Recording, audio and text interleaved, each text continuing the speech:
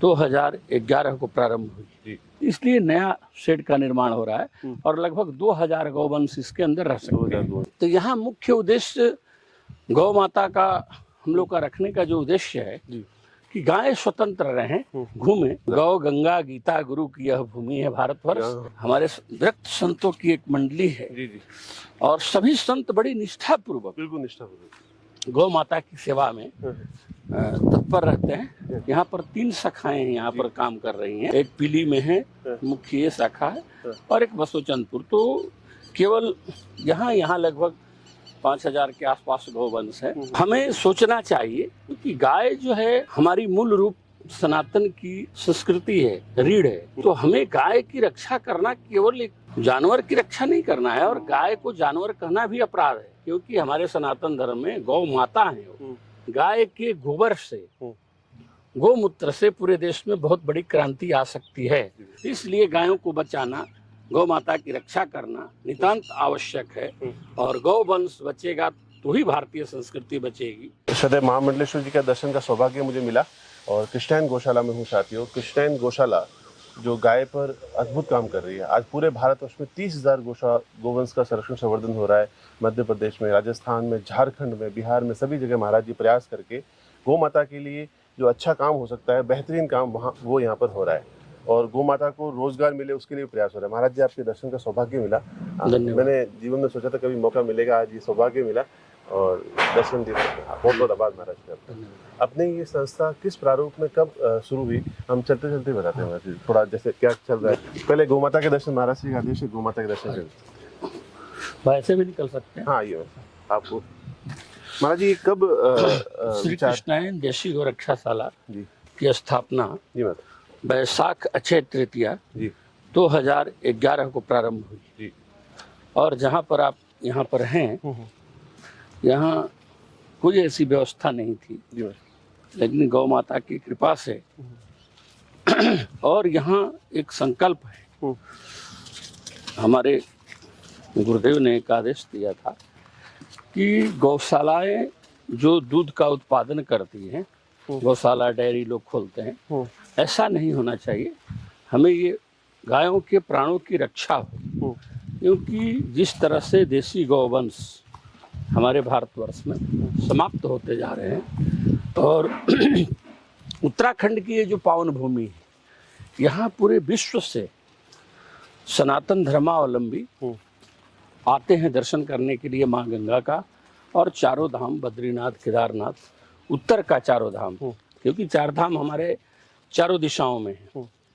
उत्तर में बद्रीनाथ है, और दक्षिण में रामेश्वरम है, पश्चिम में द्वारिका है, पूर्व में जगन्नाथपुरी है। तो उत्तर दिशा का जो मुख्य अपना 4 धाम माना जाता है, यमुनोत्री, गंगोत्री, केदारनाथ, बद्रीनाथ। तो यहाँ आने वाले लोगों के लिए अभी जो ये शेड आप देख रहे हैं, ये नया निर्माण हुआ है। कारण कि बहुत जो किसान और सड़कों पर लोग गौवंश को छोड़ देते हैं, उस गौवंशों को यहाँ पर संरक्षण दिया जाता है। शोल्डर हाउस जाने वाली गायें, इसलिए यहाँ पर बहुत जगहों का अभाव होने के कारण गायों को जगह नहीं मिल पा रही थी, तो इसलिए नया शेड का निर्माण हो रहा है, और लगभग 2000 गौवंश इसके अंदर रह सकते हैं। तो गंगा का किनारा है तो? जी बिल्कुल, गंगा का किनारा है। गंगे, जय माँ गंगे। और सबसे बड़ी बात है यहाँ कि ये इतनी ही एक भूमि जो है यहाँ लगभग 150 बीघे, ये सदियों से बसोचंदपुर गांव रहा है। बसोचंदपुर जी, और 8 बसुओं ने, ये तपस्थली भी है बसुओं की, तो बसोचंद्रपुर के नाम से, और ये कुंभ क्षेत्र लगता है, और हरिद्वार का यह क्षेत्र है, लगता है हरिद्वार यहाँ से प्रारंभ है, और बगल में ही उत्तर प्रदेश है। जब विभाजन नहीं था तब तो एक ही था। तो यहाँ मुख्य उद्देश्य गौ माता का हम लोग का रखने का जो उद्देश्य है कि गाय स्वतंत्र रहें, घूमें। अगर किसी, बहुत लोग हमसे पूछते हैं कि इतने दुर्गम क्षेत्र में आपने ये श्री कृष्णायन देशी गौ रक्षाशाला का यहाँ क्यों आए, तो हम बताते हैं कि हमें अपनी सुविधा नहीं चाहिए। गौ माता को जहाँ पर व्यवस्थित विचरण करने की व्यवस्था हो और गाय माता स्वतंत्र चल सके। और देसी गायों में एक विशेषता होती है कि उनको चाहिए जो 2-4 किलोमीटर चलें, तो उससे एक तो हमारी गायें स्वस्थ रहती है, खुले में घूमने का जी मिलना चाहिए। हाँ, और गंगा का तट है, गंगा तट है, सुंदर गंगा जी तट। जी गंगा जी का तट है। भगवान के समय में भी गंगा के तट जी, पे माता ऐसे ही घूमती होगी जी। ये आनंद होगा। गौ गंगा गीता गुरु की यह भूमि है भारतवर्ष। हाँ।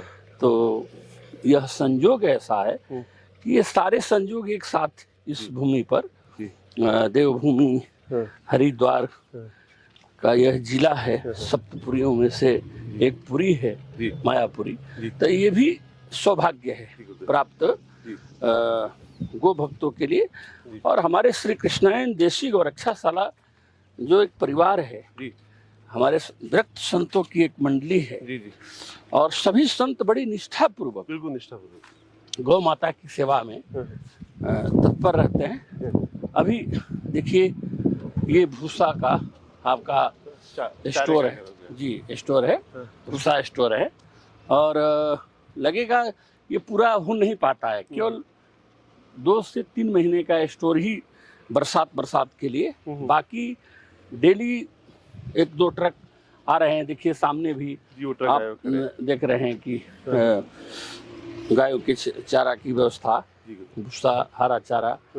और अभी कितना गोवंश है यहाँ? लगभग हमारी जो यहाँ पर 3 शाखाएं यहाँ पर काम कर रही हैं। एक पीली में है, मुख्य ये शाखा है, और एक बसोचंदपुर। तो केवल यहाँ लगभग 5000 के आसपास गौवंश है।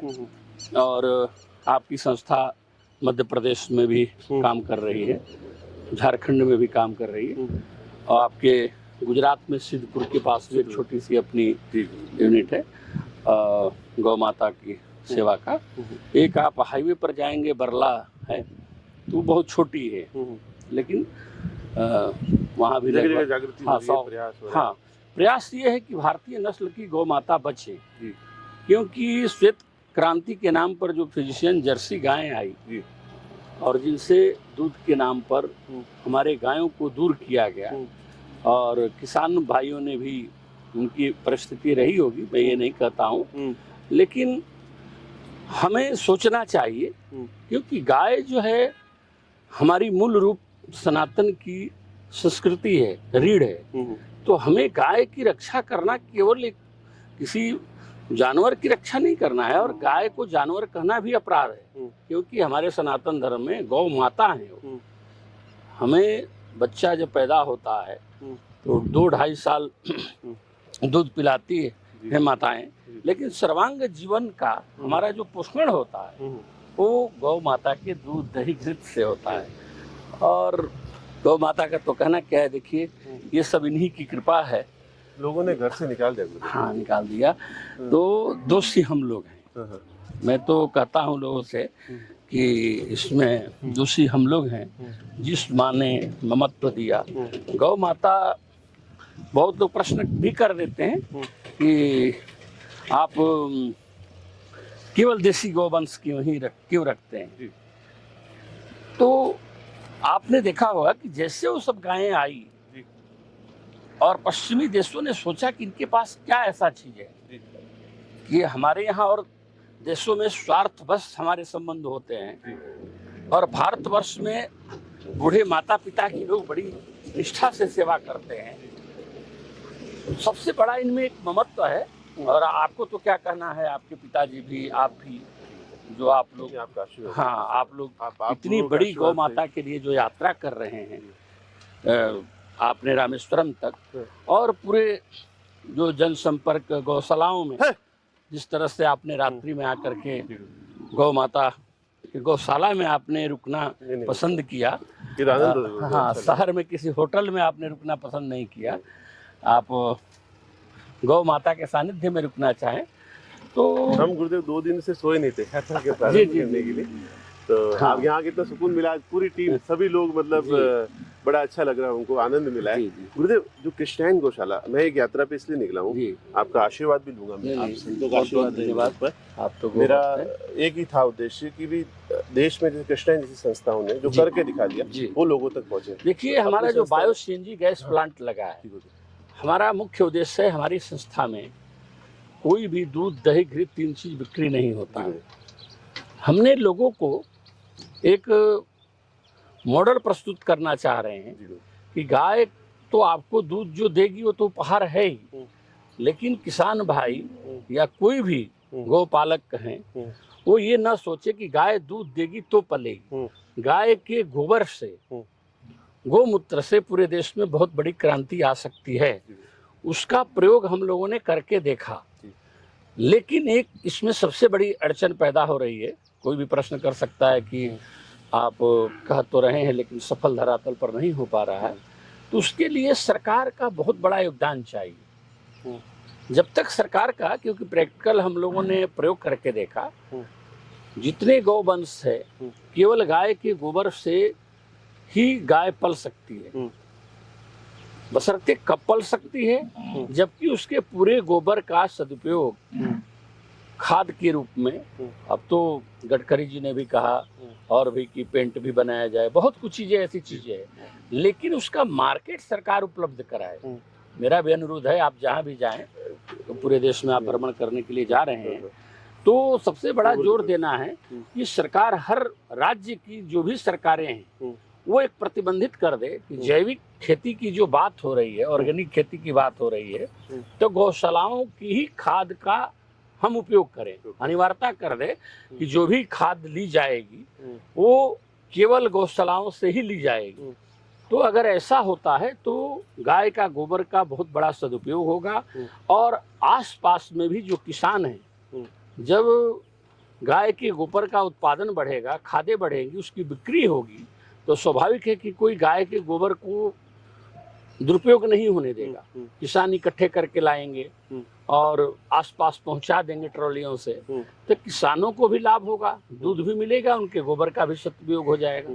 समस्या ये आई कि पहले गाय के गोबर का उपयोग लोग करते थे घरों में भी ईंधन के रूप में, लेकिन आज हर जगह गैस पहुंच गई है घर घर, तो उपयोग नहीं है। तो दोनों तरफ से गौवंशों के ऊपर, चाहे आज नंदियों का दुरुपयोग, कृषि कार्य खत्म हो गया, लेकिन अगर इनके हम गोबर, क्या गोमाता आ रही है जी, आनंद आ गया तो। हाँ, तो इनके हम जब गोबर का उपयोग सही तरीके से सरकार करा दे, उसके उत्पादन को अगर बिक्री करा देती है, तो हमें लगता है कि स्वावलंबी गौशालाएं हो सकती है, गैस की समस्याएं दूर होगी, और एक शुद्ध रूप से बहुत बड़ा पर्यावरण में भी सहायक होगा।